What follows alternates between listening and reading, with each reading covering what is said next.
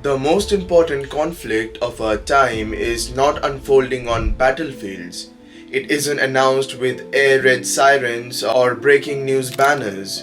There are no clear front lines, no marching armies, no declarations of war, and yet, right now, at this very moment, the fate of entire nations is being shaped by something smaller than your fingernail, a microchip. Inside your phone, your laptop, every data center that runs the internet, every AI system quietly learning how the world works. And the countries that control these chips doesn't only control technology, they influence economic growth, military power, and the pace at which the future arrives.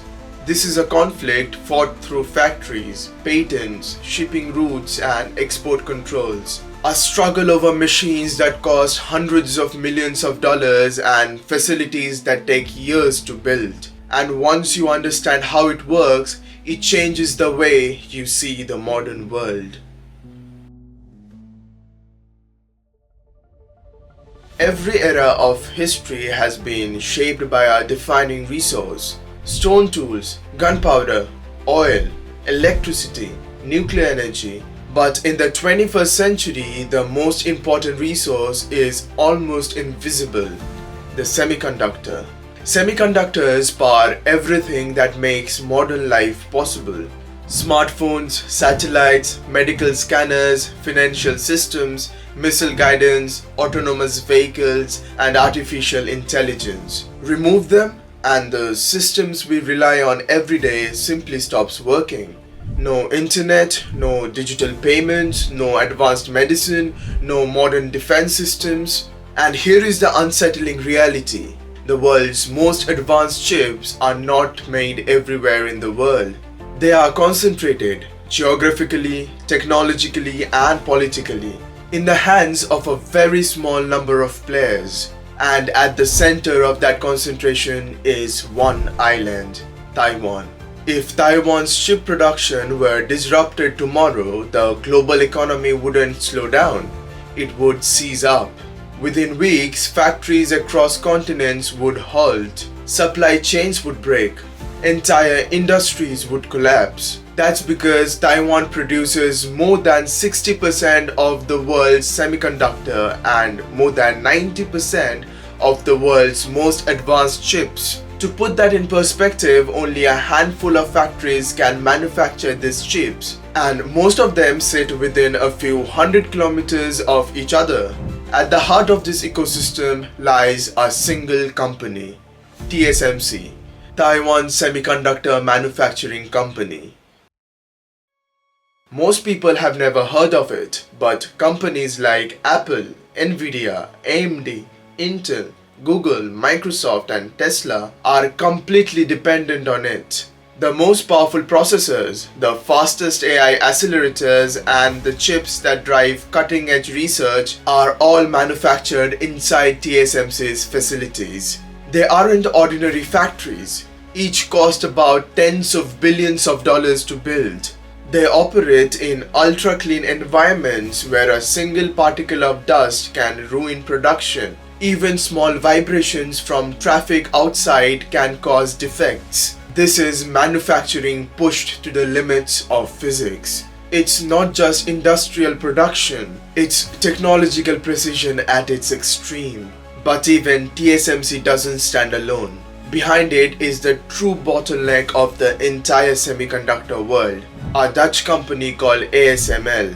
ASML is the only company on earth capable of building extreme ultraviolet lithography machines, the tools required to manufacture the most advanced chips. Each machine costs about $200 million and contains more than 100,000 components. Only a limited number of these machines exist worldwide, and they take years to be made. There is no backup supplier, no shortcuts. Without these machines, cutting-edge chips cannot be made. Without them, TSMC's factories are useless.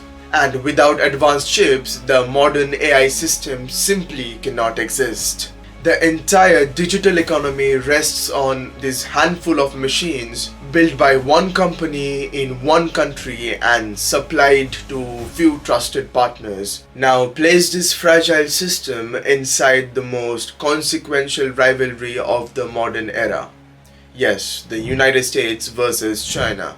Both understands the same truth. Whoever leads in advanced computing and artificial intelligence will hold enormous economic and strategic influence. And advanced computing depends on these advanced chips. The United States responds by tightening control over this ecosystem. Export restrictions limit China's access to high-end AI processors. ASML is barred from selling their most advanced machineries to Chinese firms. Taiwanese companies are discouraged from expanding cutting-edge manufacturing on Chinese soil. China in turn accelerates in response. It pours billions into domestic semiconductor companies. It searches for indirect routes to obtain restricted technology. It studies foreign designs, recruits global talents, and invests heavily in alternative chip architectures. The goal is simple: reduce dependence, regain control, and close the technological gap. At this point, competition gives way to confrontation. Economic policy becomes a strategic tool. Technology becomes a leverage. There are no missile launches, no troop movements, but the escalation is real. A regulation here, a sanction there, a supply chain disrupted, a quiet research collaboration. Each move reshapes the balance of power. The United States understand that domination in AI translates into economic leadership, military advantage, and global influence. China, on the other hand, understands that dependence on foreign technology leaves its future exposed. So, both sides push forward, methodically, relentlessly, and with long-term consequences in mind. The conflict would already be historic. Artificial intelligence takes it to a whole different level. AI doesn't evolve slowly, it accelerates. Each new generation of chips allow machines to learn faster, simulate more complex systems, and make decisions at a scale humans cannot match. Scientific research speeds up. Logistics and manufacturing becomes hyper-optimized. Military systems gain increasing autonomy. AI is already being used to analyze surveillance footage, assist drone operations, and simulate battlefield scenarios in real time. As this happens, the line between human decision-making and machine execution begins to blur. This is why the chip war is not about consumer gadgets. It is about who controls the infrastructure of intelligence itself. While governments maneuver, corporations rise to unprecedented importance. Nvidia becomes a central supplier of AI computing power. TSMC turns into a strategic asset whose stability affects the entire global economy. ASML becomes one of the most geopolitically protected companies in the world. These firms do not command armies, but their decisions shape national strategies.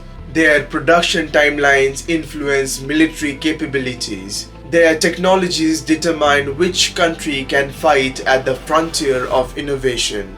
This is corporate power operating at a planetary scale. Everything leads back to Taiwan. China considers the island part of its territory. The United States views its stability as essential to global security. Any disruptions, whether from cyber attacks, blockades, political crisis, or conflict, would immediately ripple all across the world. Advanced chip production would halt, stock prices would crash, AI development would stop. Military systems dependent on modern electronics would face shortages. This is not a hypothetical risk. This is a scenario policymakers quietly planned all day round. The world has already crossed a threshold. Governments are racing to rebuild semiconductor manufacturing at home. Massive chip plants rise in Arizona, Germany, Japan, and beyond. Supply chains are being redesigned for security rather than efficiency. Alliances are being reshaped around technology access. The era of frictionless globalization is fading. A more fragmented, competitive system is taking its place. The new competition is not measured in firepower but in nanometers. Countries are racing to design smaller, faster, more efficient transistors. Public funds pour into research, infrastructure, and talent development. The United States passes the CHIPS Act. Europe launches its own industrial strategy. Japan re-enters the semiconductor race. India begins laying the groundwork for domestic chip production. What once took decades to globalize is now being strategically rebuilt faster than ever before. For decades, globalization connected economies into a single system. Today, the system is slowly dividing. The United States and China are building parallel technological worlds, separate supply chains, different standards, distinct ecosystems of chips, software, and data. Companies are forced to choose where to belong. Innovation slows in few regions and accelerates in others. The world becomes more capable, but also more vulnerable to disruption. Let's imagine the worst case scenario. What if Taiwan's chip production goes offline? Factories worldwide would shut down, communication networks would malfunction, hospitals would ration equipment, energy grids would face instability.